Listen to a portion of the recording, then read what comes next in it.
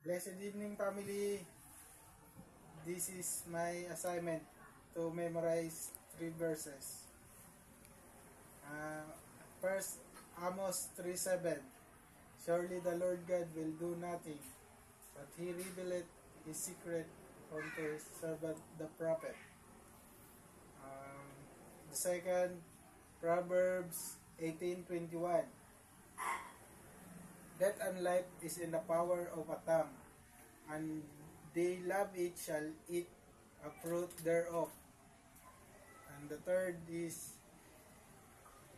Proverbs 14:12.